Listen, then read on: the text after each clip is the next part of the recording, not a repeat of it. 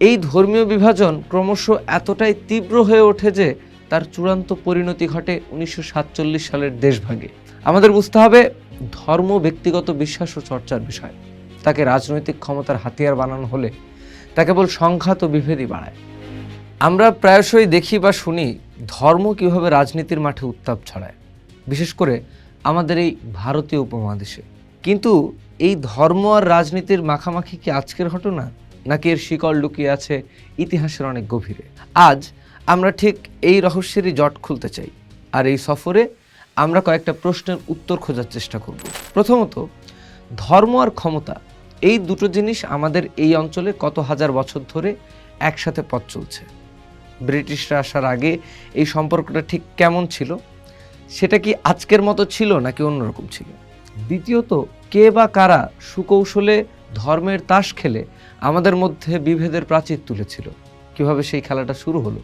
এবং সবশেষে, দেশভাগের পর থেকে আজ পর্যন্ত ভারত, পাকিস্তান, বাংলাদেশ সর্বত্রই কেন ধর্মকে ঘিরে এত উত্তেজনা?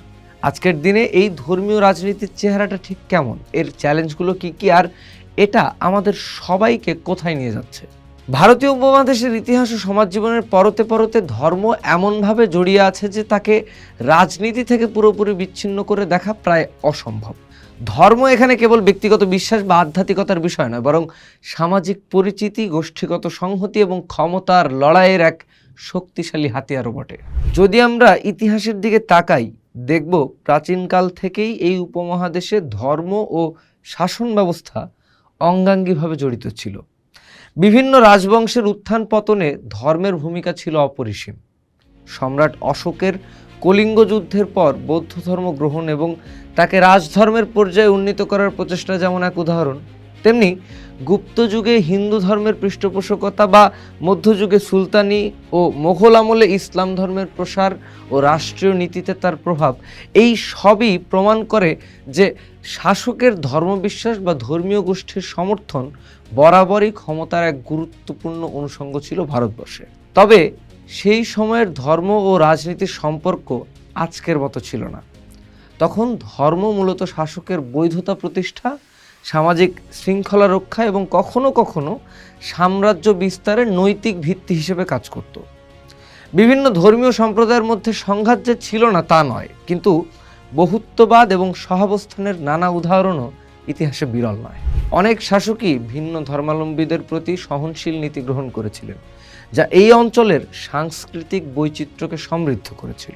কিন্তু ধর্মীয় রাজনীতির যে রূপ আমরা আজ দেখি, তার বীজ মূলত রোপিত হয়েছিল ঔপনিবেশিক আমলে, বিশেষ করে ব্রিটিশ শাসনামলে। ব্রিটিশ শাসকরা তাদের ডিভাইড অ্যান্ড রুল নীতি প্রয়োগ করতে গিয়ে অত্যন্ত সচেতনভাবে ধর্মীয় বিভাজনকে রাজনৈতিক হাতিয়ার হিসেবে ব্যবহার শুরু করে।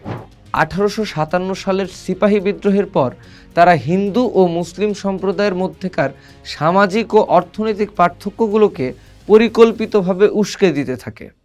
পৃথক নির্বাচন ব্যবস্থা প্রবর্তন, যেমন 1909 সালের মর্লে মিন্টো সংস্কার, আদমশুমারিতে ধর্মীয় পরিচিতিকে গুরুত্ব দেওয়া এবং বিভিন্ন সম্প্রদায়ের জন্য আলাদা সুযোগ সুবিধার ব্যবস্থা করা, এই সব পদক্ষেপ ধীরে ধীরে ধর্মীয় পরিচিতিকে রাজনৈতিক পরিচিতির মূল ভিত্তি করে তোলে।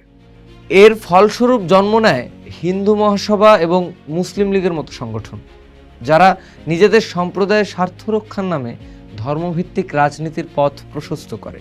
এই ধর্মীয় বিভাজন ক্রমশ এতটাই তীব্র হয়ে ওঠে যে তার চূড়ান্ত পরিণতি ঘটে 1947 সালের দেশভাগে। এক রক্তাক্ত অধ্যায়ের মধ্য দিয়ে জন্ম নেয় ভারত ও পাকিস্তান নামক দুটি রাষ্ট্র, যার মূলে ছিল ধর্মভিত্তিক জাতীয়তাবাদ। লক্ষ লক্ষ মানুষের ভিটেমাটি ছাড়া হওয়া, সাম্প্রদায়িক দাঙ্গা এবং অপরিমেয় দুর্ভোগ এই ধর্মভিত্তিক রাজনীতিরই প্রত্যক্ষ ফল। পাকিস্তান গঠিত হয়েছিল মুসলিমদের জন্য একটি পৃথক আবাসভূমি হিসেবে, যেখানে ইসলাম হবে রাষ্ট্র ও সমাজের চালিকা শক্তি। কিন্তু যেটাকে তারা সমাধান ভেবেছিল তাই হয়ে দাঁড়ালো সমস্যা। শুরু থেকেই ইসলামী রাষ্ট্র বনাম উদারনৈতিক গণতন্ত্রের বিতর্ক পাকিস্তানে চলতে থাকে। সেখানে সেনা শাসন এবং বিভিন্ন রাজনৈতিক দলের ক্ষমতার লড়াইয়ে ইসলামকে বারবার ব্যবহার করা হয়েছে। ধর্মীয় মৌলবাদী গোষ্ঠীগুলোর প্রভাব ক্রমশ বৃদ্ধি পেয়েছে, যা দেশটির আইন কানুন এবং সামাজিক কাঠামোকে গভীরভাবে প্রভাবিত করেছে। অন্যদিকে ভারতও একরকম ধর্মের ভিত্তিতে রাষ্ট্র হিসেবে আবির্ভূত হয়। স্বাধীনতার 3 বছর পর যদিও ধর্মনিরপেক্ষ রাষ্ট্র হিসেবে আত্মপ্রকাশ করে, যেখানে সংবিধানে সকল ধর্মের সমানাধিকার নিশ্চিত করা হয়েছে, কিন্তু বাস্তব চিত্রটা বরাবরই জটিল। স্বাধীনতার পর থেকেই ভারতে সাম্প্রদায়িক দাঙ্গা, ধর্মীয় অসহিষ্ণুতা এবং রাজনৈতিক দলগুলোর ভোট ব্যাংকের রাজনীতিতে ধর্মের ব্যবহার লক্ষণীয় ছিল।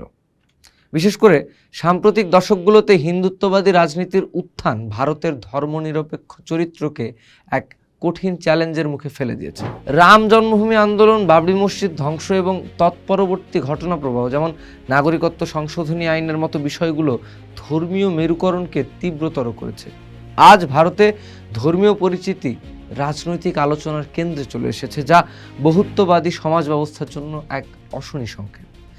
বাংলাদেশ শুরুতে একটি ধর্মনিরপেক্ষ রাষ্ট্র হিসেবে যাত্রা করলেও 75-এর পর ক্রমশ ইসলামকে রাষ্ট্রীয় পরিচিতির অংশ করে তোলার চেষ্টা করা হয়। সংবিধানে রাষ্ট্রধর্ম ইসলাম অন্তর্ভুক্ত করা হয়, যদিও ধর্মনিরপেক্ষতার নীতিও বহাল রাখা হয়। এই দ্বৈততা বাংলাদেশের রাজনীতিতে এক ধরনের টানাপোড়েন তৈরি করেছে।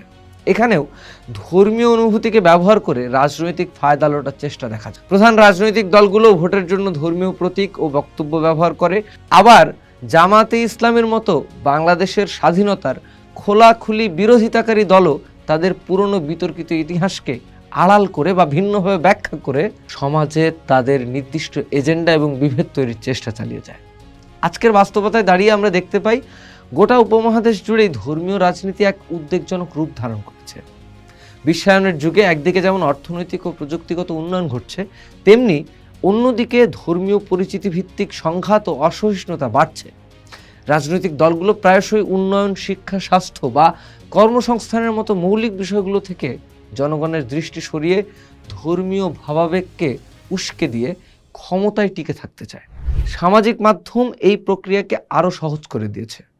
গুজব, বিদ্বেষপূর্ণ বক্তব্য এবং বিকৃত তথ্য খুব সহজেই ছড়িয়ে পড়ছে, যা বিভিন্ন সম্প্রদায়ের মধ্যে অবিশ্বাস ও শত্রুতা তৈরি করছে। এর ফলে যা হচ্ছে তা হলো আমাদের সমাজের বহুত্ববাদী কাঠামো দুর্বল হয়ে পড়ছে। ভিন্ন ধর্ম বা মতের প্রতি শ্রদ্ধা ও সহনশীলতা কমছে। সংখ্যালঘুরা আরও প্রান্তিক ও নিরাপত্তাহীন হয়ে পড়ছেন। জাতীয় সংহতির বদলে গোষ্ঠীগত পরিচিতি মুখ্য হয়ে উঠছে আমাদের জীবনে। এই ধর্মীয় রাজনীতির দীর্ঘ ছায়া আমাদের ভবিষ্যৎ প্রজন্মের জন্য এক সুস্থ, স্বাভাবিক ও প্রগতিশীল সমাজ নির্মাণের পথে বিরাট অন্তরায় সৃষ্টি করছে। এই পরিস্থিতি থেকে উত্তরণের পথ সহজ নয়। এর জন্য প্রয়োজন রাজনৈতিক সদিচ্ছা, নাগরিক সচেতনতা এবং শিক্ষা ও সংস্কৃতির প্রসার। আমাদের বুঝতে হবে ধর্ম ব্যক্তিগত বিশ্বাস ও চর্চার বিষয়। তাকে রাজনৈতিক ক্ষমতার হাতিয়ার বানানো হলে তা কেবল সংঘাত ও বিভেদই বাড়ায়। ভিন্ন ভিন্ন ধর্ম ও সংস্কৃতির মানুষের মিলিত অবদানেই এই অঞ্চলের সভ্যতা ও সংস্কৃতি সমৃদ্ধ হয়েছে। সেই বহুত্ববাদী চেতনাকে পুনরুদ্ধার করেই আমরা ধর্মভিত্তিক রাজনীতির এই বিষাক্ত চক্র থেকে মুক্তি পেতে পারি এবং এগিয়ে যেতে পারি এক শান্তিপূর্ণ ও সমৃদ্ধ ভবিষ্যতের দিকে। পোস্ট দেখুন, ভাবুন, করুন, থাকুন পোস্টের সাথে।